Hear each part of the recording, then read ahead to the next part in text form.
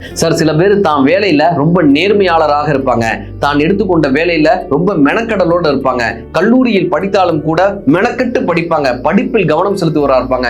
இப்படியான மனிதர்களை இந்த சமூகம் என்ன செய்யும் தெரியுமா?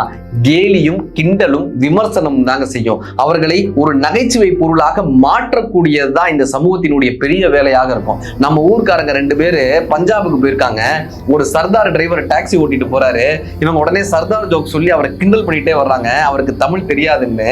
இறங்கும் போது இவங்க கொடுத்த காசை அவங்ககிட்டே திரும்ப கொடுத்து, இந்த ஊர்ல முதல்ல நீங்க பார்க்கக்கூடிய ஒரு சர்தார் பிச்சைக்காரருக்கு இந்த காசை கொடுத்துருங்கன்னு சொல்லிட்டு போறாங்க.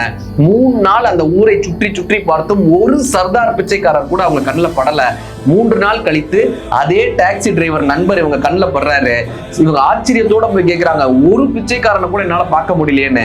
சர்தார் சிரிச்சுக்கிட்டே சொன்னாராம், வெள்ளைக்காரர்கள் எங்களை பார்த்து பயந்தார்கள், எங்களுக்கு எதிரே நின்று அவர்களால் தாக்க முடியவில்லை, எங்கள் வீரம் அவர்களை அச்சுறுத்தியது, அதனால் எங்களை நகைச்சுவை பொருளாக மாற்றி அவர்கள் சந்தோஷப்பட்டார்கள்.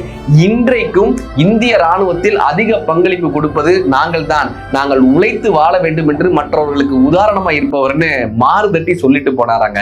இன்றைக்கு நம்மை பார்த்து கேலி செய்பவர்களிடம், கிண்டல் செய்பவர்களிடம் நிமிர்ந்து சொல்லுங்கள், இன்று நான் நானாய் இருக்கிறேன், நாளை எல்லோருக்கும் நாயகனாய் இருப்பேன் என்று நிமிர்ந்து சொல்லுங்கள்.